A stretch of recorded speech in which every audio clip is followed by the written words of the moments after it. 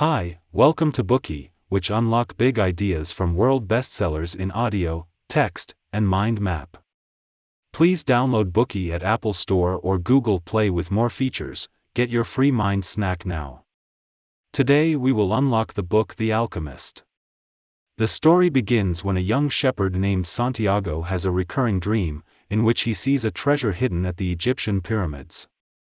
To seek the treasure, the boy sells his sheep and embarks on a strenuous journey, crossing the Sahara Desert. Throughout his trip, he experiences a series of strange encounters. Under the guidance of an alchemist, he reached the pyramids, only to discover where the treasure really was. In the end, he has managed to gain wealth and find his true love, turning the dream he sought all along into reality. Known as one of the few internationally acclaimed literary works, this book has been translated into 68 languages and holds a Guinness World Record as the most translated book by a living author. Being sold over 35 million copies in 160 countries, it is one of the best-selling books of all time. With a broad, compassionate, and unique perspective as well as crystal-clear writing, Paulo combines philosophical ideas, religious miracles, and fables. His novel has moved not only the common people across the world, but also powerful politicians, famous celebrities, and entrepreneurs, garnering hundreds of millions of readers. Even those who are illiterate are drawn to the wondrous world he depicted. In 2007, due to the influence of his works, Paulo became a UN messenger of peace. Next, let us explore Santiago's adventure from 4 different angles. Part 1, A Shepherd's Treasure Hunt. Part 2, Santiago's Secrets to Success. Part 3, Symbolism. Part 4, Love is the Essence. Santiago is originally a student at a seminary, but he always wishes to explore the world. When he is 16, he purchases a flock of sheep with his father's help and becomes a wandering shepherd. For 2 years, Santiago travels through the plains of Andalusia, Spain, with a flock of sheep, a coat, and a book. One ordinary night, Santiago stops by an abandoned old church and dreams, for the second time, of a child who takes him to the Egyptian pyramids and says to him, "If you come here, you will find a hidden treasure." However, in both dreams, Santiago wakes up just as the child is about to reveal the location of the treasure. Santiago decides to get someone to interpret his dream. He meets an old lady, who tells Santiago that she will help him if he promises to give her 1/10 of the treasure he finds. After Santiago makes his vow, the old lady simply tells Santiago that he should travel to the pyramids and look for the treasure around them. Santiago is dissatisfied with such a direct interpretation and decides never to believe in dreams again. Later on, Santiago encounters an old man in the market plaza, and the latter claims to be the king of Salem. Not only does he know about Santiago's dream, his upbringing and his parents, but also things Santiago has never told anyone. The old man says, "When you want something, the whole universe conspires to help you." He also claims that he is here to help Santiago fulfill his destiny. If the boy gives him 1/10 of his sheep, the old man will tell him how to find the treasure. Santiago asks whether he could give him 1/10 of the treasure instead, and the old man is disappointed. He says that if Santiago promises others something that he has not yet gotten, he will not strive for it. At last, the old man adds that he will wait for the boy at the same place tomorrow before vanishing around the corner of the plaza. After some initial hesitation, Santiago decides to sell his flock and set off to look for the treasure. One of his friends purchased all the sheep, claiming that he has always dreamed of becoming a shepherd. Santiago is surprised by how easy it is to get started. When he meets up with the old man the next day, the old man explains his success with the principle of favorability and reveals that Santiago has beginner's luck, because there is a force that wants people to realize their personal legends. The old man accepts the 6 sheep Santiago has promised to give him and tells the boy that the treasure is located near the pyramid. All Santiago needs to do is follow the omen. Then the old man gives him a black stone and a white stone. They are named Urim and Thummim. The black one signifies yes, and the white one indicates no. When Santiago has trouble making decisions, he can rely on the stones to make up his mind. With that, he embarks on a journey to Africa. In a bar in Africa, as Santiago listens to the conversations in Arabic around him, he realizes that he does not speak the language. Just then, he suddenly hears someone ask him in Spanish, "Who are you?" The boy breathes a sigh of relief, assuming that this must be the omen he is waiting for. The person who speaks to him is a local young man in Western dress. Santiago immediately asks the young man if he could take him to the pyramids for a fee. The young man says that it costs a fortune to cross the Sahara Desert, so Santiago shows him how much he has got. Meanwhile, the bar owner walks up to them and quarrels with the young man in Arabic. When Santiago goes to pay the bill, the bar owner grabs him and keeps speaking to him in Arabic. The young man pushes the bar owner away and drags Santiago out of the bar, telling him that the bar owner wants to take his money, and that there are a lot of thieves at this port. Santiago trusts his new friend. He takes out his money and starts counting. The young man snatches the money from him while saying that they could reach the pyramids the next day. Santiago wants to get his money back, but decides against that out of courtesy. He assumes that it will be fine if he just keeps an eye on his new friend. However, soon enough, his eyes are drawn to a beautiful black sword. When he is distracted, the young man sneaks away with his money. At first, Santiago wants to believe that he and his new friend have simply been separated by chance, but the young man does not return even as the sun begins to set. Santiago, who never even cried in front of his sheep, sheds tears out of shame. He resents God for repaying those who believe in dreams with misfortune. Now he finally understands what the bar owner wanted to say to him. Santiago is penniless, but he still owns the 2 stones, which he keeps in his pouch. He caresses them carefully, and the words of the King of Salem suddenly come to mind: when you want something, the whole universe conspires to help you. The boy wants to know if it is true, and the gem answers, yes. He asks the second question, am I going to find my treasure? This time, he reaches into the pouch to grab a stone, only to find that both stones have fallen out of a hole in the pouch, which he did not notice earlier. Santiago recalls what else the old man said to him: learn to recognize omens, and follow them. This omen tells him that there are things he should not question, so as not to run away from his personal legend. After learning that the old man has not lied to him, Santiago's heart swells with confidence, and he no longer despairs. At that moment, he has an epiphany. The world before him is not unfamiliar to him, but the new world he has originally looked forward to, a brand new world. He does not intend to perceive the world from the perspective of a hapless victim, but a treasure hunter. As he muses, Santiago falls asleep in the market. The boy is woken up by someone who has come to set up their stall. But instead of panicking, Santiago helps a candy seller assemble his stall in exchange for a sweet for breakfast. The boy remembers that even though he and the candy vendor do not speak each other's language, they understand each other perfectly well. There must be another language that doesn't depend on words, just like how he used to communicate with his sheep. As the old man said, all things are one. Santiago believes that if he masters this language, he could understand the entire world. Later, the boy comes across a crystal shop, where he works in exchange for a meal. After lunch, the owner, a crystal merchant, decides to hire Santiago as a long-term employee, but the boy tells him that he has to go to Egypt tomorrow. The crystal merchant laughs and replies, there are thousands of kilometers of desert between here and there.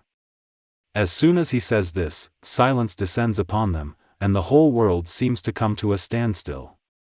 Santiago stares blankly at the table, but there is no sadness, anguish, or disappointment in his eyes, only a strong desire to die. The crystal merchant looks at the boy in worry and says, I can give you the money you need to get back to your country, my son. After a long silence, Santiago says, I'll work for you. Just like that, Santiago starts working at the crystal shop, away from his homeland. One day, he tells the merchant that he wants to make a display case for the crystals. The merchant is reluctant to change how things are, but Santiago says that they should always respond to the omens. He manages to persuade the merchant, because the man knows that Santiago's arrival is an omen in itself. The boy has brought the crystal shop wealth. As expected, the display case draws even more customers, and Santiago has saved more and more money. One day a few months later, Santiago overhears someone on a hilltop complaining that he can't find a decent place to have a drink when he climbs up the hill. Santiago knows that the omen has come again, so he persuades the crystal merchant to sell tea in crystal glasses. Sure enough, the refreshing mint tea served in crystal glasses attracts many men and women who have a liking for all things new and trendy. 11 months later, Santiago leaves the crystal shop and adjourns to seek the treasure again. Through the crystal merchant supplier, the boy finds a caravan that regularly travels across the desert and departs with them. During their journey, a war breaks out among the tribes in the desert. In order to stay out of trouble, the caravan decides to travel to the oasis located in the zone of peace and wait for the war to end. In the oasis, Santiago falls in love with a girl named Fatima at first sight. He wants to stay with her, but she hopes that the boy will continue pursuing his dream, promising that she will be waiting for him. Santiago is rather confused and upset, for he does not understand love without ownership. As he sits on the ground, mulling, he spots two hawks in the sky. All of a sudden, one of them swoops down and attacks the other. At that moment, a vision flashes before his eyes. He sees an army with their swords drawn, riding into the oasis. Santiago informs the chiefs of the tribes in the oasis, and the chieftains make a decision. They will prepare to fight the enemy tomorrow, but if Santiago's vision is false, he will have to give his life. After coming out of the chieftain's tent, a horseman in black accosts Santiago with a sword and asks him why he attempts to change what Allah has willed. The boy replies, saying that his action is also part of Allah's plan. The mysterious horseman withdraws his curved sword and tells Santiago to come to him the next day. When the boy sees the direction that the horseman points in, he realizes that the stranger is the alchemist who lives in the oasis. When morning comes, the enemy troops appear. It turns out that they are starving and thirsty, so they decide to break the tradition and occupy the oasis before returning to war. In the end, the oasis tribesmen eliminate all the enemies, and the tribal chieftain rewards Santiago with 50 pieces of gold and asks him to be the counselor of the oasis. At night, Santiago goes to see the alchemist. "Why did you want to see me?" the boy asks. The alchemist tells him that it is because of an omen, and he even says what the king of Salem has said: when you want something, the whole universe conspires to help you. Santiago realizes that the second person who will help him achieve his personal legend has appeared. The alchemist tells him to sell his camel tomorrow, buy a horse, and continue his search for the treasure. The following night, Santiago walks up to the alchemist's tent with a horse.